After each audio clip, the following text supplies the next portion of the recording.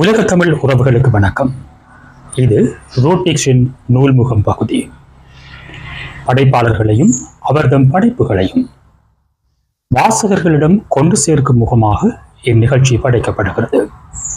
இந்நிகழ்ச்சியில் கலந்து கொள்ள விரும்பும் படைப்பாளர்களும் இந்நிகழ்ச்சியில் எடுத்து வரப்படும் புத்தகங்களை வாங்க விரும்பும் வாசகர்களும் டிஸ்கிரிப்ஷனில் உள்ள வாட்ஸ்அப் லிங்க் வழி தொடர்பு கொள்ளலாம். ரோட்டிக்ஸ் தளத்தை சப்ஸ்கிரைப் செய்வதோடு உங்கள் மேலான கருத்துக்கள் ஊடாக எம்மையும் வலுப்படுத்துங்கள். ரோட்டிக்ஸ் நேயர்களுக்கு வணக்கம். இது நூல்முகம் நிகழ்வு. புழுதி என்பது ஒரு குறுநாவல். மிக குறுகிய பக்கங்களை கொண்டு 64 பக்கங்களை மட்டுமே கொண்ட ஒரு குறுநாவல். உண்மையில் எனக்கும் நாவல் குறுநாவல் என்கிற வித்தியாசங்களில் எனக்கும் உடன்பாடு கிடையாது. காரணம், ஒரு நேரத்து சம்பவத்தை சொல்கிறது சிறுகதையாக இருந்தால் சில சம்பவங்களின் தொகுப்பு நாவல் என்கிறது தான் ஒரு பொதுவான வரையறை.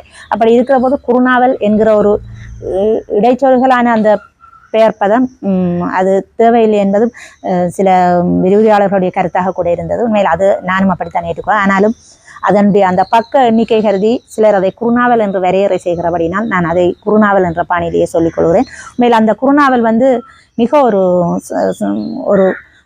30 நிமிடங்களுக்குள் வாசித்து முடித்து விடக்கூடிய ஒரு கதை.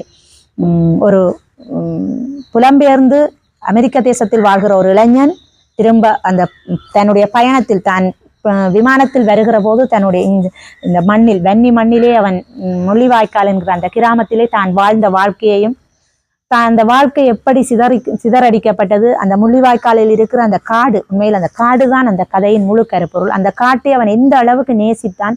ஆனால் பெற்றவர்களுடைய அந்த நிலைமை, அவன் அப்பம்மாவோடு யாழ்ப்பாணம் வர வேண்டிய ஒரு சூழல் வந்துவிட்ட போதும் அந்த காட்டுக்கும் அவனுக்குமான அந்த பந்தம், அந்த அவனுடைய உள்ளத்திலே அந்த காடு அது ஒவ்வொரு விஷயங்களுமே உண்மையில் அந்த கெட்ட பிள்ளை கொண்டு காட்டுக்கு போகிற போது, விறகெடுக்க போகிற போது என்று ஒவ்வொரு தரமும் காட்டுக்கு போகிற போது அந்த காட்டின் அந்த மரங்களின் வாசனை, அவன் உணர்கிற அந்த மரங்களின் வாசனை, அதிலிருந்து அவனுடைய அந்த மன நிறைவு.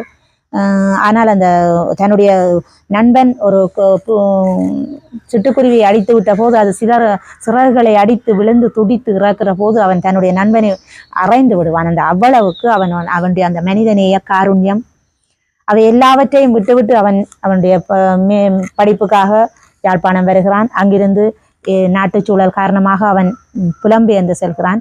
ஆனால் இந்த முள்ளிவாய்க்கால் யுத்தத்தின் போது அவன் தன்னுடைய குடும்பத்தை, தன்னுடைய பெற்றோரை ஒரே நாளில் இழந்து விடுகிற அந்த துயரம், அந்த வாழ்வியல் துயரம், அந்த முள்ளிவாய்க்கால் நாட்களின் அந்த கொடுமையான நாட்களில் அவன் பட்ட அந்த வேதனை, யாரோ ஒருவர் உன்னுடைய அம்மாவும் அப்பாவும் இறந்து விட்டார்கள் என்று சொல்லுகிற போது அவனிடமிருந்து அந்த வார்த்தைகளே வராது. எதையுமே பேச முடியாமல் சுவரோடு ஒன்றிக்கொண்டு அப்படியே நின்று விடுவான்.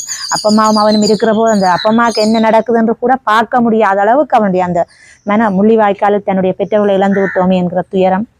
அதன் பிறகு அவனுக்காக அவனுடைய அந்த படிக்கிற பள்ளி வாழ்க்கையில் அவனுடைய மைத்துனி மீது அவனுக்கு அது காதல் என்றே தெரியாமல் அவன் வைக்கிற ஒரு அன்பு, அந்த காதலுக்காக அந்த பெண் படித்து தன்னுடைய படிப்பை முடித்து ஒரு பத்திரிகை நிறுவனத்தின் பிரதம ஆசிரியராகி காத்து கொண்டிருக்கிற போதும் அமெரிக்க தேசத்திலே இருந்து கொண்டு தன்னுடைய மண்ணுக்கு தன்னுடைய தமையன் மூலமாக உதவிகளை செய்தாலும் அவன் சொந்த நாட்டுக்கு 10 ஆண்டுகளுக்கு அவன் சொந்த மண்ணுக்கு வரவே இல்லை. அந்த விரக்தி, எவ்வளவோ எதிர்பார்ப்புகளோடு இருந்த அந்த மண் அல்லது தான் நேசித்த அந்த காடு இன்னொருவருடைய கைகளில் இருக்கிறது என்பதை தாங்க முடியாத அந்த அவலம், அதை ஏற்றுக்கொள்ள முடியாத அந்த நிதர்சனத்தை அவனால் ஏற்றுக்கொள்ள முடியாத அந்த தன்மை, அதனால் அவன் நீண்ட காலமாக சொந்த மண்ணுக்கே வரமாட்டான்.